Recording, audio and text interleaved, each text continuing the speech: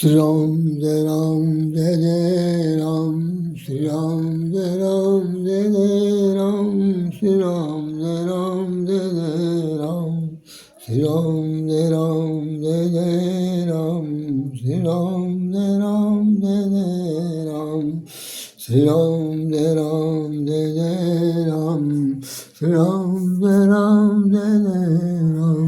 श्री राम जय राम, श्री राम जय राम,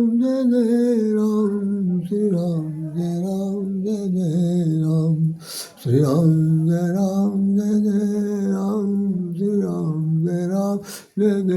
राम, श्री राम जय राम, श्री राम जय राम, श्री राम जय राम, श्री राम जय राम। बोलिए सब रामचंद्र महाराज जी की जय।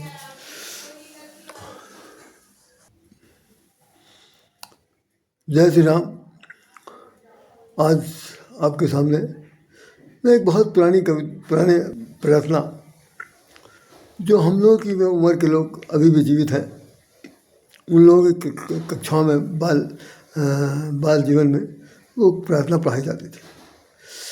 उसके बाद उसके प्रेयर भी होते थे, कुछ दिन तक चला। मैं समझता हूँ कि वो कार्यक्रम, जहाँ तक है मेरा अनुमान ये कहता है कि 80 तक शायद उनको जो किताबें कॉपियाँ बिकती थी, उनके लास्ट पेज पर वो प्रार्थना लिखी रहती थी और क्लास में तो कहा ही जाता था। हमने भी उन प्रार्थनाओं को पढ़ा, सुना, रटा और खूब समझा। आज मैं उसको एक कहना चाहिए कि रिन्यूअल तो नहीं कर सकता हूँ, बल्कि मैं एक स्मृति के रूप में उसको याद दिलाना चाहता हूँ कि उसकी आज कितनी आवश्यकता है। आप सब लोग इससे अनथा न लीजिएगा। प्रार्थना किसी के लिए हुए मुझे नहीं पता, लेकिन वो प्रार्थना उस वक्त गाई जाती थी और उसके बोल ये थे, वह शक्ति हमें दो दया निधे, कर्तव्य मार्ग पर डट जावे। वह शक्ति हमें दो दया निधे, कर्तव्य मार्ग पर डट जावे।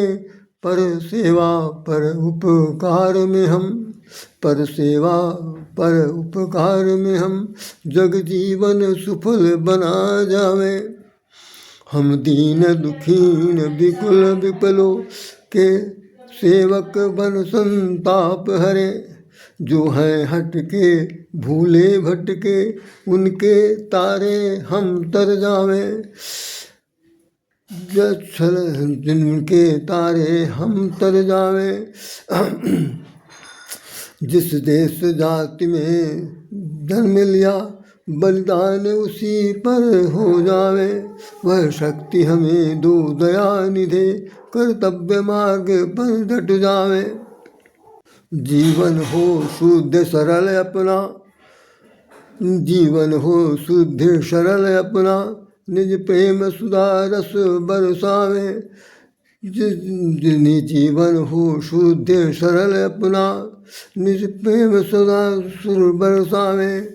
जिस देश जाति में जन्म लिया, बलिदान उसी पर हो जावे। ये प्रार्थना पूरी है, हो सकता है कहीं इसमें मेरी तरफ से भूल हो गए हो, क्योंकि इतना पुराना बता रहा हूँ मैं आपको, तो निश्चित रूप से कहीं हो सकती त्रुटि, वैसे त्रुटि नहीं हुई होगी, फिर भी बताया। आज के परिवेश में इस प्रार्थना की अर्थों को समझने की बड़ी आवश्यकता है। हम कह रहे हैं इस पर आप बिल्कुल मत जाइए, आप सोचिए और आप उसको अपने जीवन में ढालिए, चाहे न डालिए, लेकिन अपनी पीढ़ी को उस प्रार्थना से जरूर अवगत कराइए।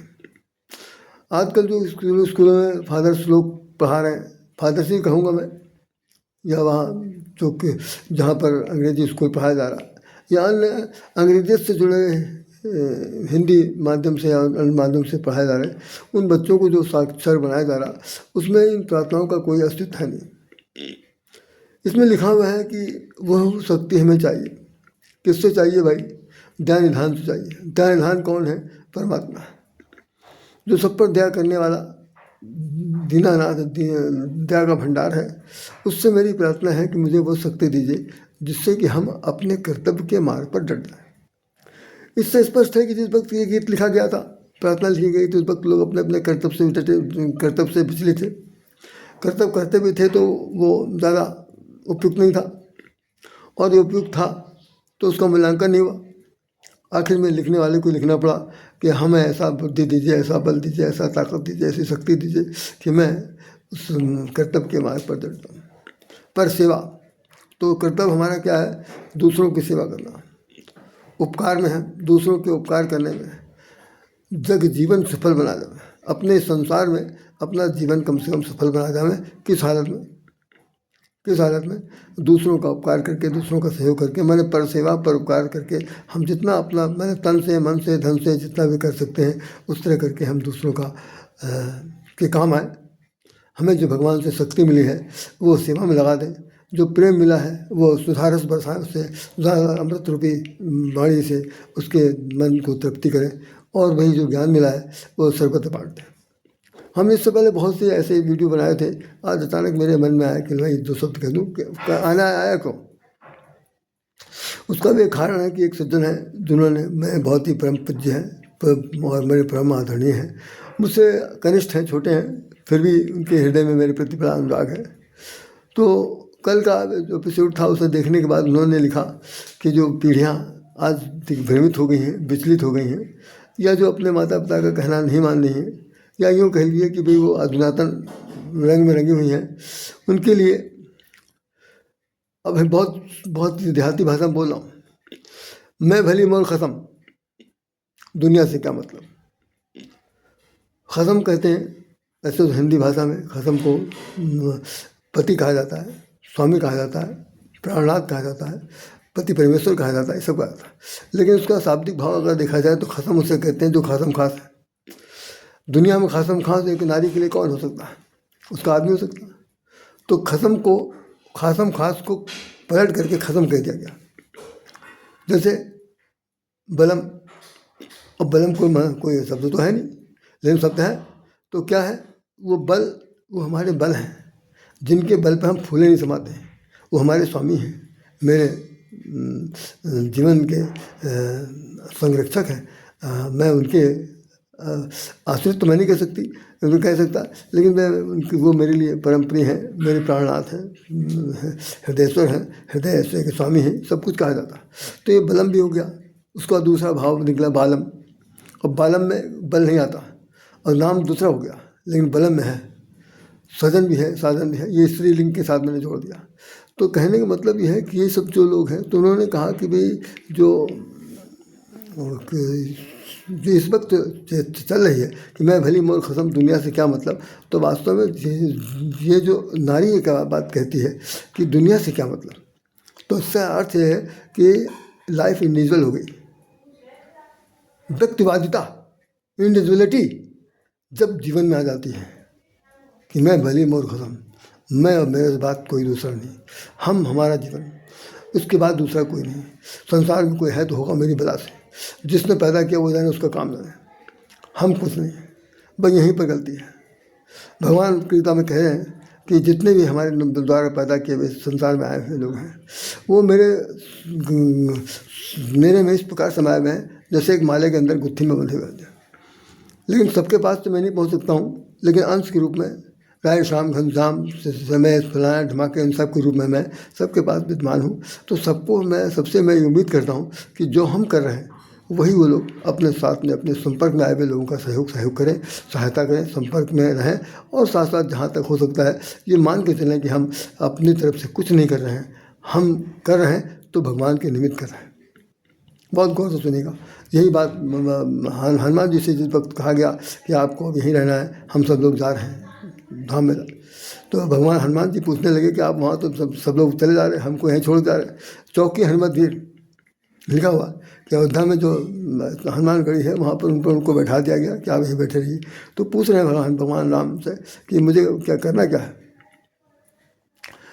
तो भगवान ने कहा जो अनन्य जाकी मति मत न टरे हनुमंत, जिसके पास एक अनन्य भक्ति है, एक अनन्य बुद्धि है, अनन्य जिसका दूसरा कोई अन्य नहीं है, मतलब दूसरा कोई विकल्प नहीं है, no substitution, no option, no विकल्प।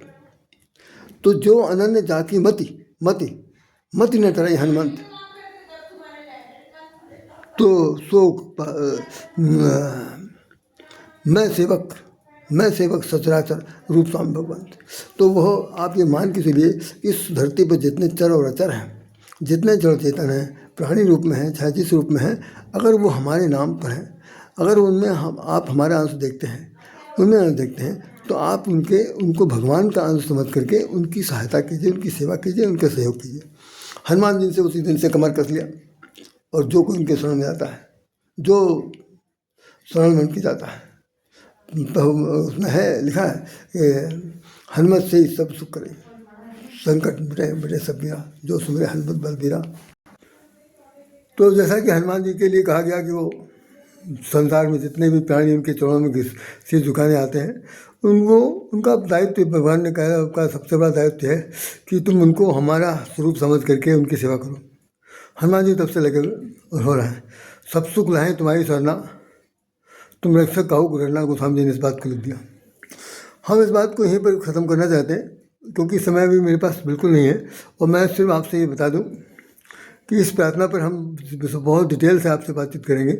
इसमें एक चीज़ लिखी हुई है, इसके अंदर निज आन मान मर्यादा का बलिदान रहे, स्वाभिमान रहे, भान रहे, स्वाभिमान रहे, जिस देश जात में जन्म लिया बलिदान उसी पर होता है। और दूसरी चीज़ ये भी लिखी हुई है कि भाई आप जो हमसे भूले भटके हैं, जो पूर्वज हमसे अलग हो गए हैं, जिनको मैं भूल गया नहीं जानता हूँ, जिनके तारने से हम तर जाएंगे, तो हम उनकी पूजा करें।